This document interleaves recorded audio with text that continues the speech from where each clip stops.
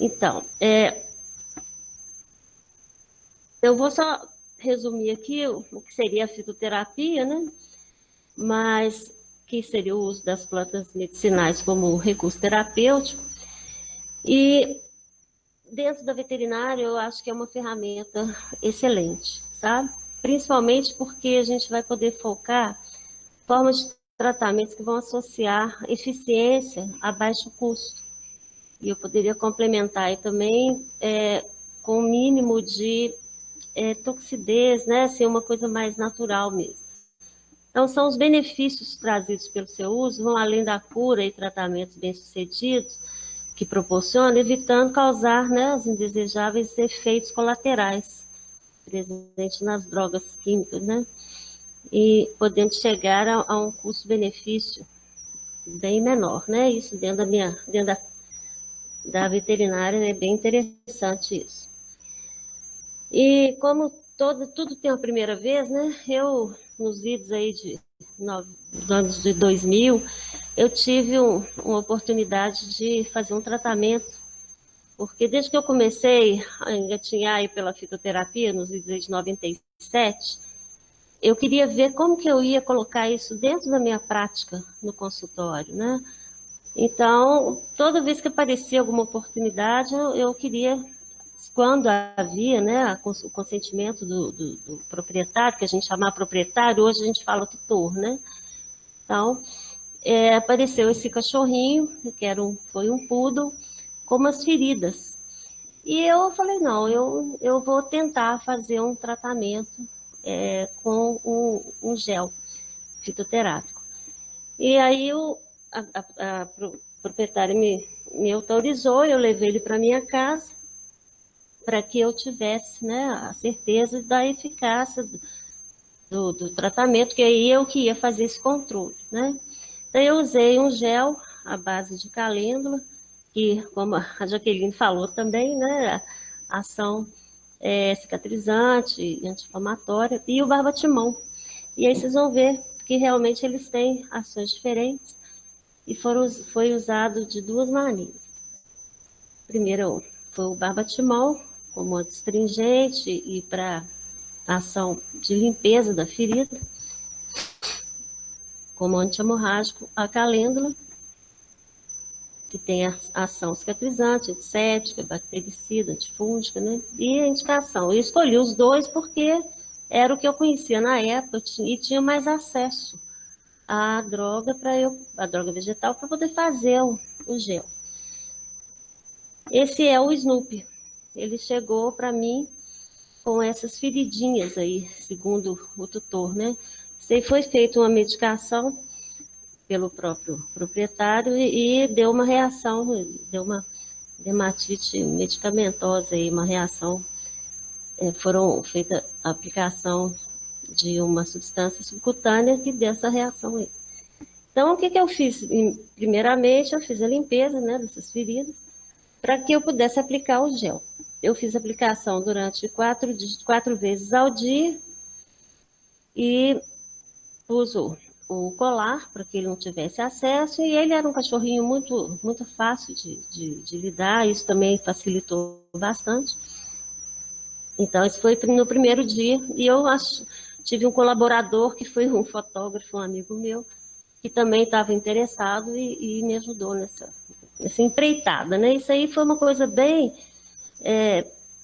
nada científica, mas eu registrei isso, que eu queria começar, de alguma forma, a registrar o que eu estava tentando fazer.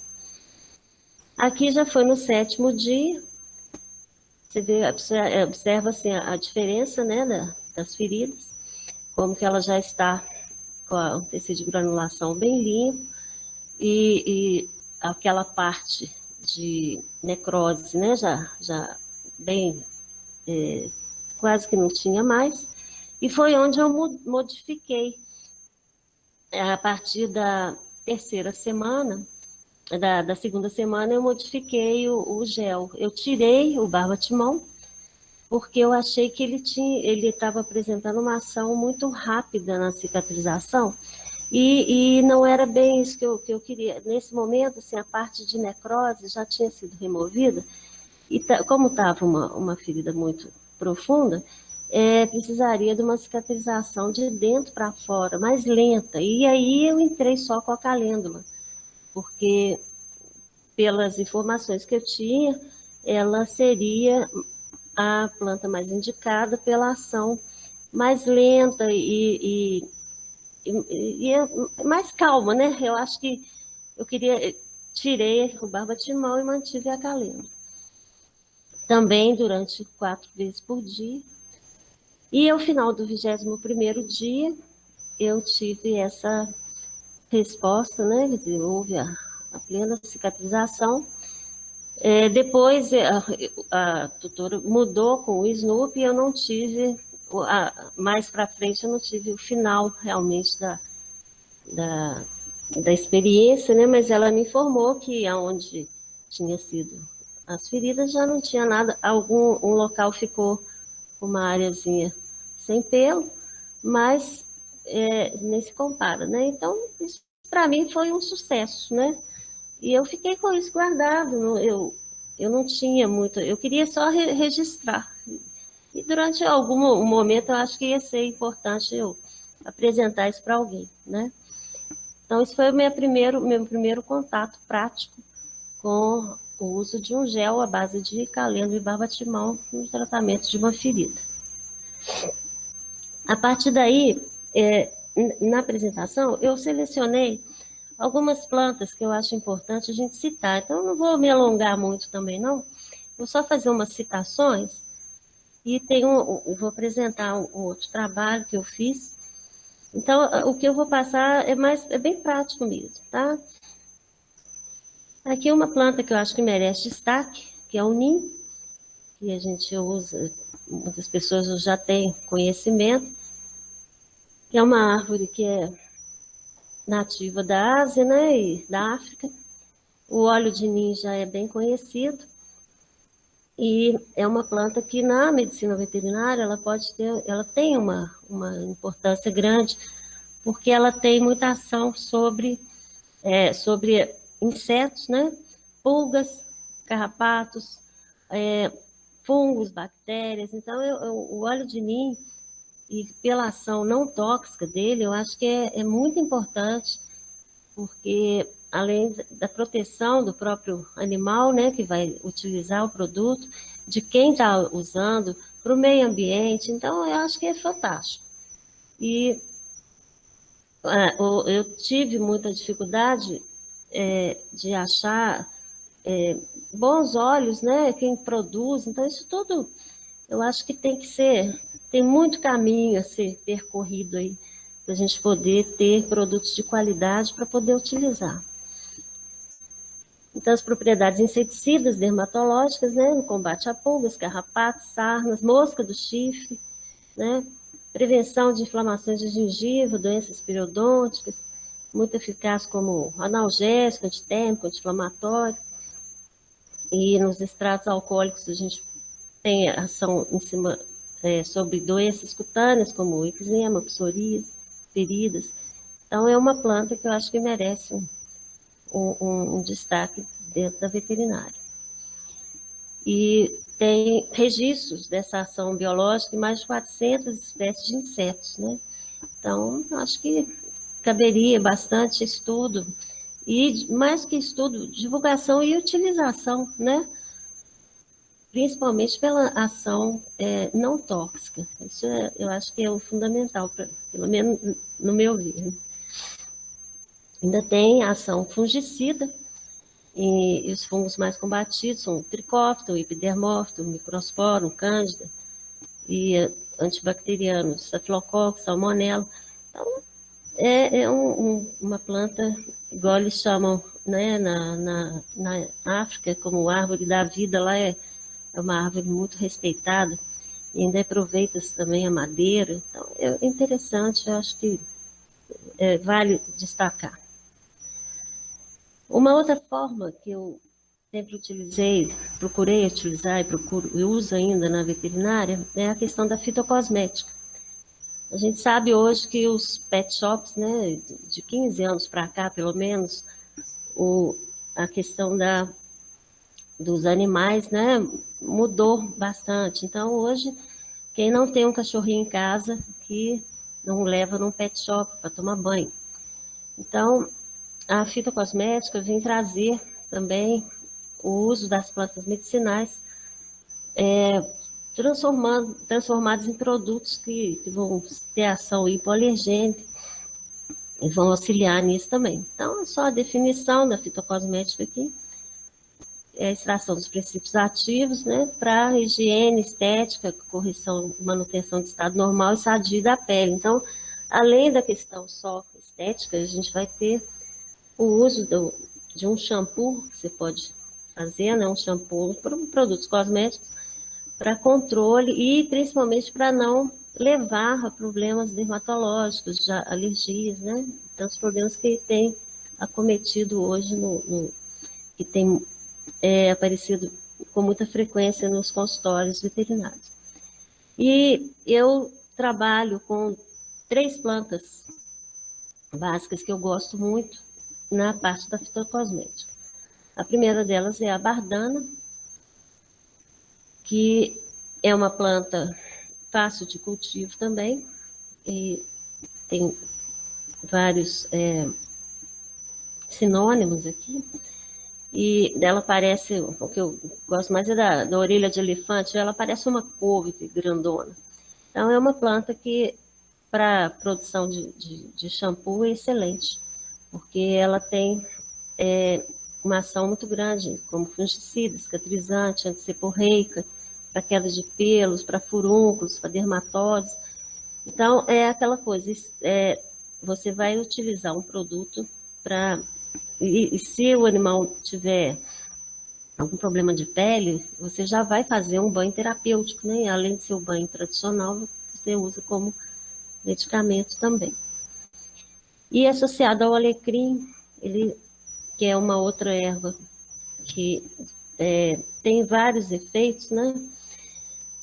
Ela vai dar brilho, ela vai estimular a circulação, então ela ajuda na troca de pelo e dá uma maciez muito grande também.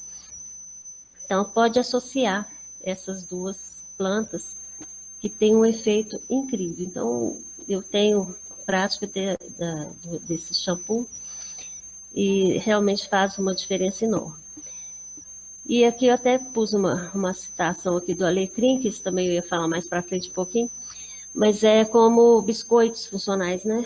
Que ele tem uma ação no coração e no estômago, isso dentro da visão da medicina chinesa. E eu tenho tido a oportunidade também de utilizar o alecrim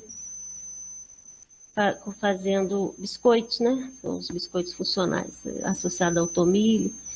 Então, isso não tem muito a ver com a fitocosmética, mas eu coloquei aí mais por causa do alecrim. Isso é outra forma da gente utilizar também. E hoje, dentro da veterinária, aí, no caso, seria da parte de alimentação, né? A outra planta seria a babosa, que dispensa comentários, mas é sempre bom lembrar a eficácia dessa planta. Eu sou fã da babosa, eu acho uma planta maravilhosa, ela tem muito efeito, eu já tive em mim mesmo resultados maravilhosos com o uso dela para queimaduras, né? E é uma planta que é muito conhecida. Antigamente, hoje todos falam em aloe, né? Então, a aloe já é uma planta que é bem conhecida de todos. O cheiro forte, né, que ela produz, afasta as pessoas mais sensíveis, né? E ela contém mais de 300 espécies, mas é a aloe vera, que é aquela mais gordinha, que tem um maior valor comercial. Ela é hidratante, calmante, eliminador, né, quando aplicado sobre queimadura, realmente é uma planta incrível para isso. E a produção de cosméticos, e aí no caso, você pode fazer, utilizá-la para condicionador, né? Então você utilizaria um shampoo de alecrim e bardana e faz um condicionador com a babosa para poder complementar a parte da fita cosmética. E aqui, gente, eu vou apresentar para vocês como eu sempre fui muito curiosa, eu tinha em casa, tive a vontade de fazer uma experiência para pulgas, porque me incomodava muito o uso de inseticidas, né? Eu via que os animais tinham muita alergia e me incomodava, eu não gosto muito de veneno, né? E eu falei, não, tem que ter uma planta que vai ter uma ação em cima como policida. E eu fui buscar na literatura, não tinha muita coisa, mas tinha uma citação do Bold. E eu peguei e fui fazer uma experiência, eu fiz um shampoo, e nessa época eu tive a oportunidade de ter a colaboração de um professor da Universidade Federal lá de Montes Claros, ele é professor do Departamento de Entomologia, então eu mandei uma amostra do meu shampoo e ele fez um trabalho com ele para ver a eficácia, porque eu fiz um experimento muito caseiro, muito parecendo aquele laboratório de criança, né, que peguei a pulguinha e pus dentro de um chá e a pulga morreu, eu falei, nossa, esse negócio funciona. Então, depois eu tive a oportunidade de ter mesmo um trabalho feito por um professor. E ele fez e divulgou esse trabalho. Então, foi o efeito do boldo chinês, do sabão de coco e da cipermetrina na mortalidade de pulgas em cachorro doméstico. Então, esse pequeno trabalho foi divulgado, isso foi em 2006, lá na Revista Brasileira de Plantas Medicinais, e o resultado foi muito interessante, porque ele descobriu que o shampoo apresentou 80,83% de mortalidade. E a cipermetrina, que é um químico, né, que é usado como pulicida e como carrapaticida, ele apresentou um percentual menor do que o shampoo, né, a base do Plectrans, né, que é o boldo chinês. E ele ainda fez um banho prévio com sabão de coco.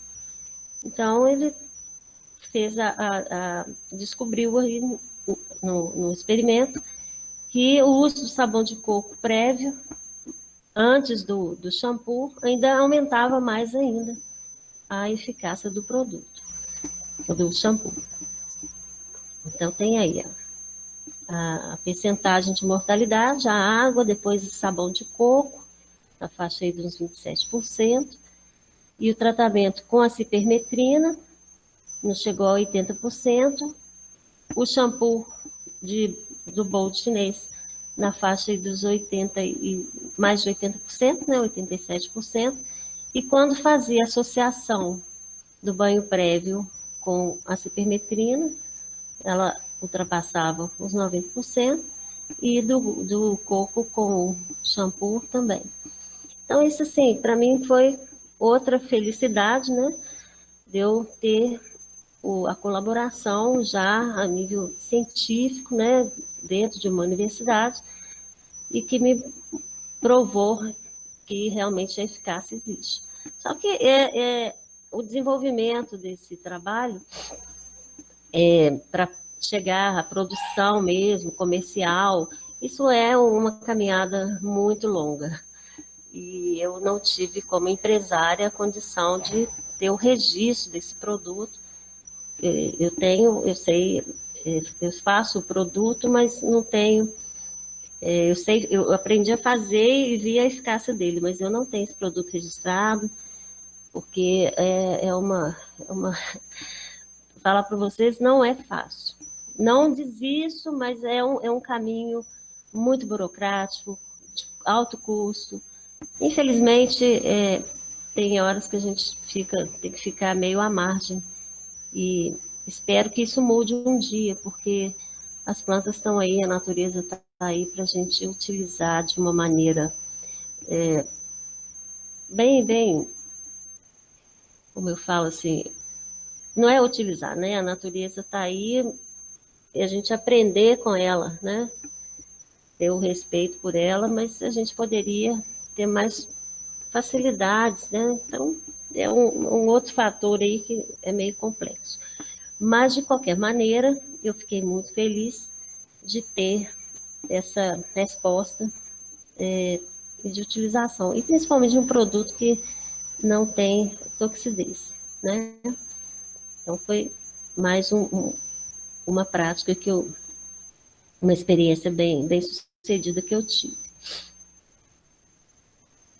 Aqui, só para citar também, uma outra erva que é interessante, que tem sido muito utilizada, que é a erva dos gatos, que é o catnip, que dentro dos felinos, né, é uma planta medicinal aromática e que tem um princípio ativo, que é o neftalactone, que tem uma ação bem interessante. Ele é um neutralizador dos felinos, né? E como os felinos hoje também são uma classe, uma espécie que está bem aumentando muito, né? O contato as pessoas gostam, têm gostado muito de ter gatinhos. Eu mesma sou suspeitíssima, porque eu tenho 6, né? Então, eles gostam muito dessa planta. E os que são mais agressivos, eles acalmam, os que são mais apáticos, eles ficam mais motivados, né? E tem sido muito utilizado para recheio e matéria-prima para brinquedos e acessórios felinos. A Nepeta catária é uma plantinha que você pode cultivar em casa e ela, além de tudo, ela é muito linda. E os gatos realmente adoram. Eles se esfregam nela e, além de ser bonita, né, também tem uma eficácia muito interessante. Não podia deixar de citar outra, que é a citronela, que já é conhecido de todos também. E ela contém os óleos, né, de essencial citronelal, responsável pelas utilizações repelentes. E o uso do óleo essencial diretamente sobre a pele pode provocar irritação. O bagaço pode ser utilizado na alimentação animal também. E diz que repele gatos, né, das hortas e canteiros. Então, é uma planta também que é muito interessante. Eu acho que cada planta tem não é só a sua ação, ela tem, eu acredito muito no poder das plantas, né?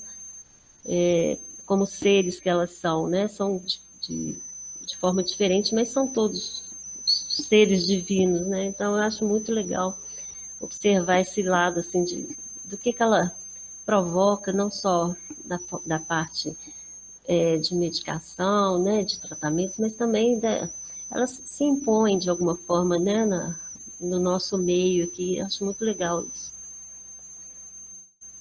É a indicação de repelente de insetos, né, a aromaterapia, em caso de nervosismo, ansiedade, agitação, e as propriedades, né, calmante, bactericida, carminativa, repelente de insetos, e hoje utilizando bastante o óleo, né, essencial da citronela.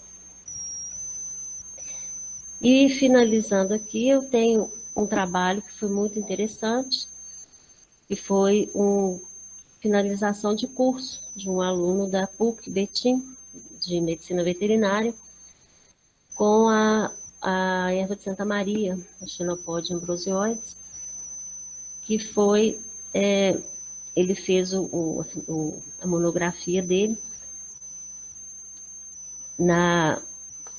mostrando o efeito vermífugo da erva de Santa Maria. Ela é uma planta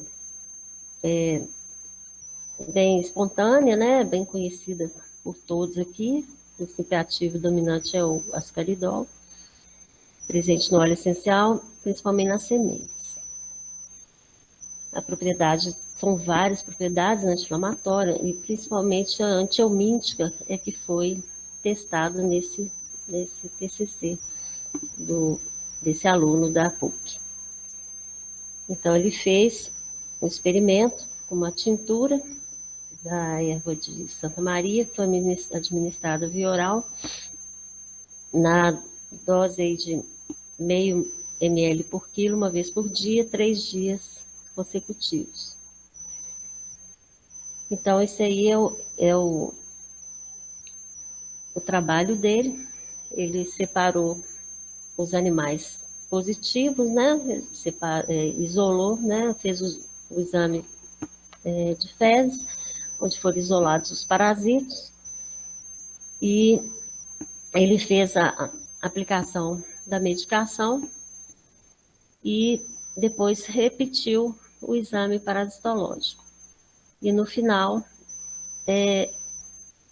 dos 10 animais aqui, 6, são 7 animais que eles deram negativo, os 3 últimos permaneceram positivos, e aí ele repetiu, fez mais um tratamento.